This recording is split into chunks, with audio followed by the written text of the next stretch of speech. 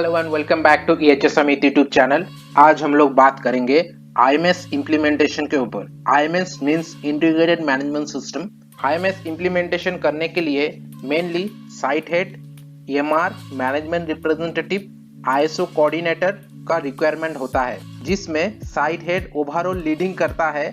ISO implementation का। EMR management representative site lead द्वारा nominated होता है। ईच डिपार्टमेंट से ISO कोऑर्डिनेटर नॉमिनेट किया जाता है, जो कि इंटरनल ऑडिटर ISO सर्टिफाइड होता है।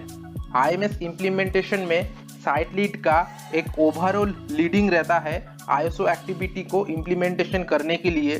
एंड ये भी इंश्योर करता है कि ISO का हर एक रिक्वायरमेंट फुलफिलमेंट हो। EMR यानी कि मैनेजमेंट रिप्रेजेंटेटिव ISO ऑडिटर को कोऑर्डिनेट करता है, EMR मीटिंग कंडक्ट करता है, ISO डॉक्यूमेंट को कंट्रोल करता है, ISO डॉक्यूमेंट प्रिपरेशन करता है, ISO कोऑर्डिनेटर को गाइड करता है IMS इम्प्लीमेंटेशन करने के लिए, रिस्क एंड अपॉर्चुनिटी मैट्रिक्स को भी डेवलप करता है EMR। Departmental ISO coordinator ISO document preparation करता है एंड ISO इम्प्लीमेंटेशन करता है एट डिपार्टमेंट लेवल।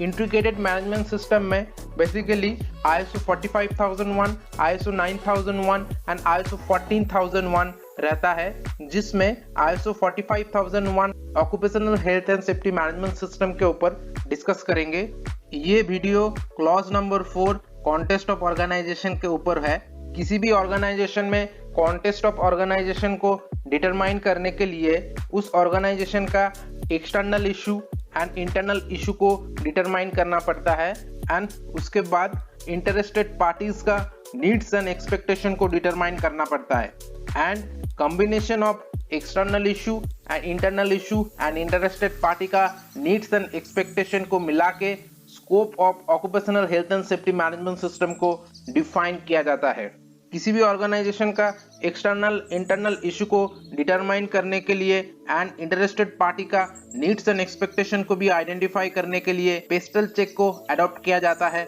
जिसमें P stand for political, E stand for economical, A stand for social, T stand for technological, E stand for environmental, L stand for legal. किसी भी organisation का external internal issue and interested party needs and expectation को determine करता है departmental ISO coordinator, and वो document को रिवैलिडेट and document control करता है EMR that is management representative,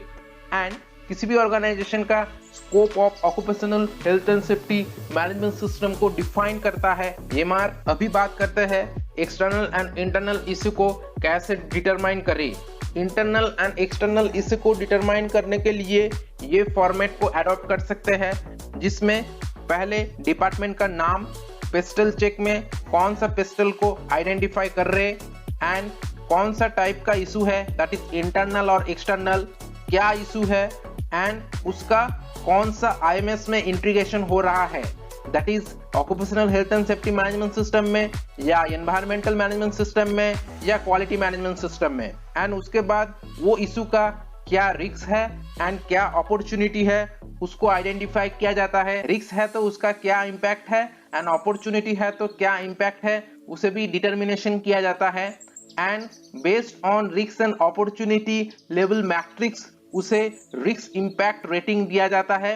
and risk impact rating देने के बाद रिस्क मिटिगेशन कंट्रोल को अडॉप्ट किया जाता है, एंड वो रिस्क मिटिगेशन कंट्रोल को इम्प्लीमेंटेशन करने के लिए रिस्क ओनर को भी आइडेंटिफाई किया जाता है। ये डॉक्यूमेंट के द्वारा किसी भी ऑर्गेनाइजेशन का इंटरनल एंड एक्सटर्नल इशू को डिटरमाइन किया जा सकता है, एंड डॉक्यूमेंटल कंट्रोल करके top level to bottom level management को कम्युनिकेट किया जाता है फॉर फर्दर इम्प्रूवमेंट। नेक्स्ट अभी डिस्कस करेंगे किसी भी ऑर्गेनाइजेशन का इंटरेस्टेड पार्टी का नीड्स एंड एक्सपेक्टेशन को कैसे डिटरमाइन करें। इंटरेस्टेड पार्टी का नीड्स एंड एक्सपेक्टेशन को डिटरमाइन करने के लिए ये फॉर्मेट को एडॉप्ट कर सकते हैं, जिसमें पहले डिपार्टमेंट को आइडेंटिफाई करके उसका इंटरेस्टेड पार्टी कौन है उसको आइडेंटिफाई करके क्या टाइप का इंटरेस्टेड पार्टी है दैट इज एक्सटर्नल और इंटरनल उसे भी आइडेंटिफाई करना है, एंड वो इंटरेस्टेड पार्टी का नाम क्या है उसे आइडेंटिफाई करना होता है,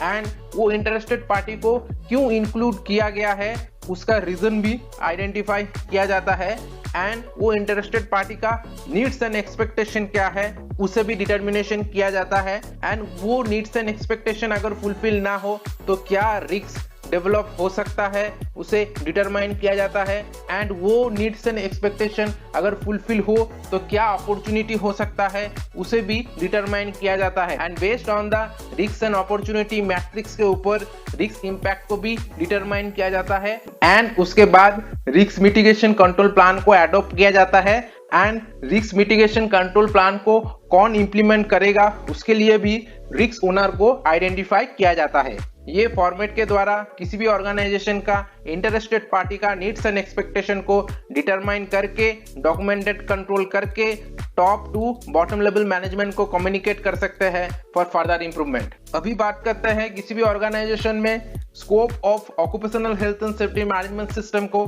कैसे डिफाइन करें ना। As per ISO scope of occupational health and safety management system को डॉक्यूमेंटेड इंफॉर्मेशन करना है जिसमें मेन जो कंटेंट रहना चाहिए उसमें फैसिलिटी का एरिया कितना है,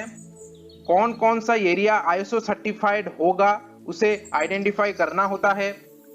फैसिलिटी का क्या क्या इंटरनल एंड एक्सटर्नल इशू है उसे भी आइडेंटिफाई करना होता है, फैसिलिटी का कौन कौन इंटरेस्टेड पार्टी है एंड उसका नीड्स एंड एक्सपेक्टेशन क्या है उसे भी आइडेंटिफाई करना होता है, फैसिलिटी का ऑपरेशन प्रोसेस क्या है उसे भी आइडेंटिफाई करना होता है। ये एक सैंपल है किसी भी ऑर्गेनाइजेशन का scope of occupational health and safety management system को डिफाइन करने के लिए। आशा करता हूँ आप लोगों को आज का टॉपिक अच्छा लगा है। For more information like and subscribe my YouTube channel.